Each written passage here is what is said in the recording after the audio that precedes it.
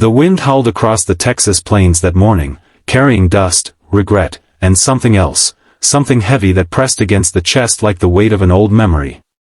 Officer Grace Mitchell stood by the barred window of the Huntsville State Penitentiary, watching the faint sunlight pour through, slanting across the cold concrete floor. It was execution day. And though she had stood guard through dozens of them before, something about this morning felt different, quieter, more personal, like the air itself was holding its breath. Before we go further, if you believe in kindness, forgiveness, and second chances, then please take a moment to like, comment, share, and subscribe to our channel, Kindness Tales. Your support helps us keep sharing stories that remind the world that even in the darkest places, light can still break through. Grace wasn't supposed to feel anything. The badge demanded strength, the uniform demanded composure, and the job demanded emotional distance. But over the years, she'd learned that some prisoners weren't just criminals, they were broken souls carrying the wreckage of their own bad decisions. One of them was Michael Carter, a 39-year-old man convicted for a robbery gone wrong 15 years ago. The papers called him a murderer, but when Grace looked into his eyes during the security checks, she saw not the face of a killer, but of a man haunted by something he could never undo. Michael was scheduled for lethal injection at midnight. As the prison chaplain prayed with him in his cell, Michael's hands trembled, not from fear of death, but from something else entirely.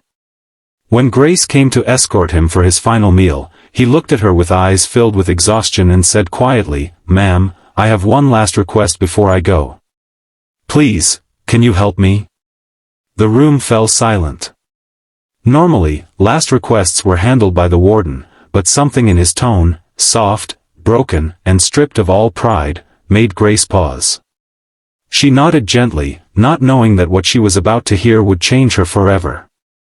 Michael's voice cracked as he explained. 15 years ago, during the botched robbery, a young convenience store clerk had been caught in the crossfire. That clerk was 19-year-old Daniel Price, new to the job, engaged to be married, full of life. Michael had never intended for anyone to die that night, but his partner's reckless shot had ended Daniel's life instantly. Since that day, Michael's guilt had been eating him alive.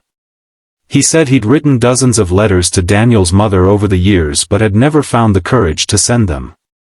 Now, with hours left to live, his final wish was simple: he wanted to say sorry, face to face. The request stunned everyone. A condemned man asking to meet the mother of the person he'd killed? The warden refused immediately. It was too risky, too emotional, too unpredictable. But Grace couldn't shake the look on Michael's face, the same look she had seen on grieving families, soldiers, and widows. It wasn't the face of someone trying to justify himself. It was the face of someone who had carried pain for far too long. She couldn't explain it, but something inside her told her she had to make this happen.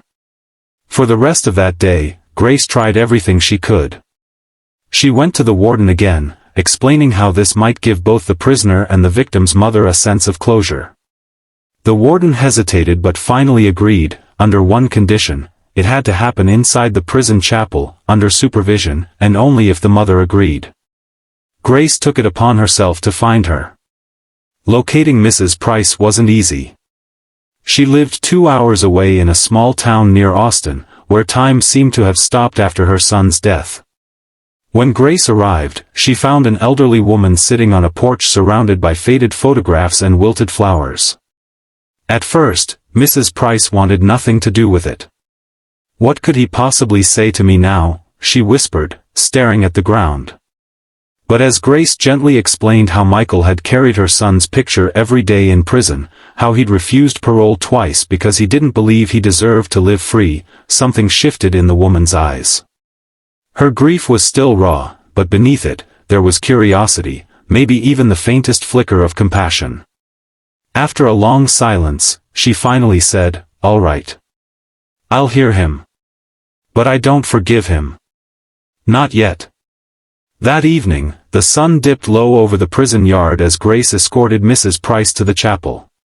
The guards watched silently as the small, fragile woman entered the dimly lit room where Michael waited, hands cuffed, eyes downcast. Grace stood quietly by the door, her heart pounding as the moment unfolded. The silence between them was thick, almost suffocating. Then Michael lifted his head and spoke. He didn't make excuses. He didn't beg for forgiveness. He just told her what had haunted him every single day, the flash of the gun, the sound of her son falling, the image that never left his mind. He spoke about the years he spent trying to be a better man, teaching other inmates to read, writing to victims' families, and praying every night for a chance to say the words he'd never said, "I'm sorry." Mrs. Price sat still, her eyes glassy but unblinking. Then, slowly, tears began to fall. For 15 years, she had built walls around her pain, and now, in this unlikely place, those walls began to crack. "You took my son from me," she whispered. "Do you have any idea what that did to me?" Michael nodded, tears streaming down his own face. "Every day," he said softly. "Every day I wished it had been me instead." The chapel was silent, except for their quiet sobs echoing through the hall. Grace, standing near the back, felt something inside her shift. She had seen criminals, liars, and monsters, but this was different. This was two broken souls trying to find a way to breathe again in a world that had crushed them both. When the meeting ended, Mrs. Price stood up slowly, walked toward Michael, and placed a trembling hand on his shoulder. "I can't forgive you today," she said. "But I believe, maybe one day, I will." Michael broke down completely, whispering, "Thank you," over and over until his voice failed. That was all he needed, the chance to say sorry, to be seen not as a monster, but as a human being who had made a terrible mistake. Hours later, when midnight came, Grace stood by the observation window as Michael was led to the execution chamber. He met her eyes one last time and said quietly, "Thank you for letting me die a little lighter." She wanted to respond, but her throat closed up.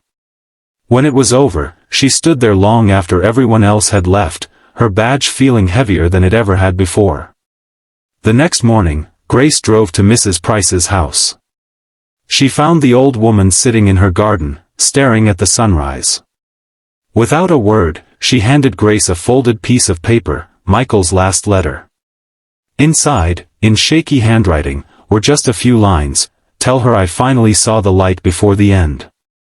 Tell her her son's kindness saved me, even from behind the bars." Grace never forgot that day.